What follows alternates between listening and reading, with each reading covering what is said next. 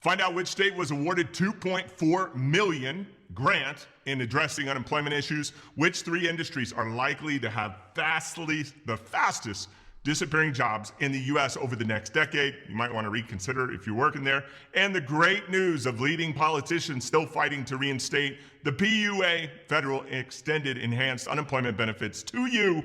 Yes, the PUA. So stay tuned. Hey, everybody, my goal in these videos is to give you the best information and access to government and private money for yourself, loved ones. But first, the great state of Kentucky recently announced a new employment initiative using $2.4 million in free grants to fund hiring efforts through a deserving local program, which is pretty cool. The Isaiah House Recovery Workforce Support Program strives to address employment barriers for people in recovery and workforce gaps resulting from a prevalence of substance use disorder. As we know, it's all over the country.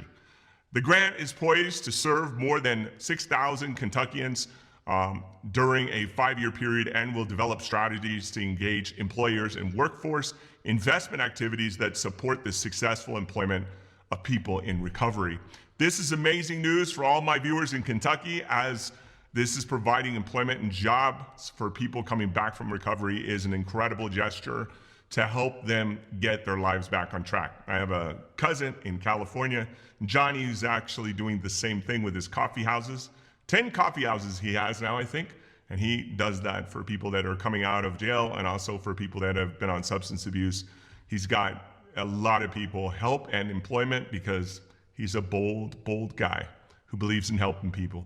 Meanwhile, a recent study from the Bureau of Labor Statistics looked at occupation, jobs, careers, and employment opportunities that will experience the biggest decline in hiring over the next 10 years. The top 3 industries that financial experts believe they will see a decline in employment over the next decades are office and administrative support, about 2.8% projected decline rate, so not into the world, but definitely going the other way. Sales and retail, 1.4% projected decline, and production, 0.4% projected decline. So those are them, not totally drastic. So a lot of people that are fear-mongering out there, you don't have to be that afraid. It's going to be a slow transition to this new digital age that we're going to be entered in as people get replaced. And hopefully it'll improve the quality of our life at some point. The Bureau of Labor Statistics Division Chief Michael Wolf explained, quote, "These 3 groups make up the core of the United States middle class. They're not the lowest skilled occupations, but they're not the highest skilled either. They're close to entry level, but you do need some experience. Other fast declining jobs are disappearing as more companies embrace automation and adopt productive enhancement technology such as robotics and cloud-based software. Hopefully, professionals in these industries can maintain their employment over the next decade, or it might be time to collect unemployment benefits while you're at a new job that could be better for you in the long run. So maybe there's a couple of months that you can get trained up, collect those unemployment benefits, and actually get the job you want that improves the quality of your life, and you're pursuing something that you're more passionate about that makes you feel good, a goal with meaning to you. Finally, some political leaders are still working for you in Washington, believe it or not, fighting to reinstate the PUA and other federal extended enhanced unemployment benefits. You look at what's happening in Washington, you got to wonder with all these committees, you're like, do you care about us at all? Yep, there's so many arguments in Washington. Everybody's fighting over stuff, but at least they're still fighting for us. The controversial representative, Alexandria Ocasio-Cortez, AOC, responded to a tweet. I know we've covered her a lot because of her fashion and getting comp tickets for $140,000 to the Met Gala, but she responded to a tweet earlier this week about how ending federal unemployment benefits did not impact the economy and job market. Did not.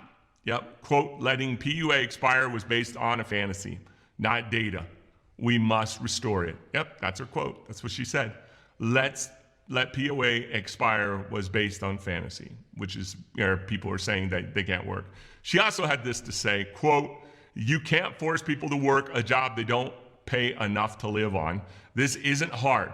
What's the point in working for $7.25 or even $15 an hour if your childcare needs cost almost as much as one paycheck or more? AOC commented earlier, quote, "We can't let unemployment assistance lapse when we're still recovering from the cost effects of the," and of course, she didn't address this, but I will here. PUA is for people that are freelancers and 1099 workers. If they're not back up to speed, they're probably making less than $7.25 an hour. I've been in a boat where I made $3 a week as an independent guy with his own business. I've also gone a year and lost money. So that would be more accurate of PUA. These are people that make up their own income, and many of them have lost that stream of income. I should hope that the newfound spotlight on the PUA and federal extended enhanced unemployment benefits will force Congress to finally look at people that make their own way in the world, like so many now, from Amazon drivers to Uber drivers to Lyft drivers to people that are freelancers. Even FedEx uses freelance 1099 workers. We have to adapt with the times. The unemployment assistance is for people that have a regular paycheck, and 1099 PUA workers are still workers. They still provide services and products that we need and jobs that are needed. At any rate, we still need to support them. If you still haven't applied for unemployment assistance, there's still time to get over the hump today. There's still a window for you to be able to get these funds, these backdated funds.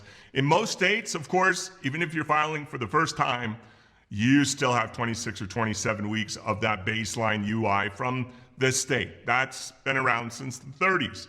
So just because you've heard unemployment has stopped, that's the boost. That's the PEUC, the FEUC, right, from before, and also the PUA.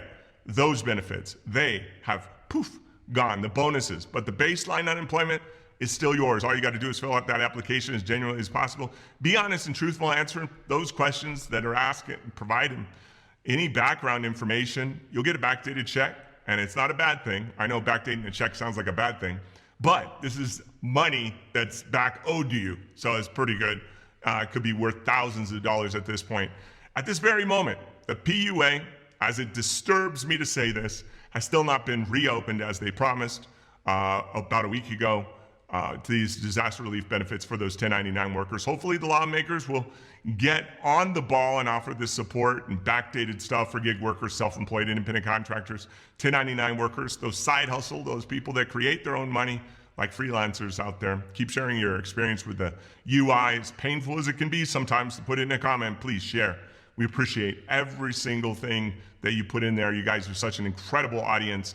Been so vulnerable over the past 18, 19 months. Sharing your details of your stuff is just heart-wrenching, heartwarming, and some people that have not been able to do stuff that are actually getting evicted out of their place, but still keeping their chin up, telling me how the weather is.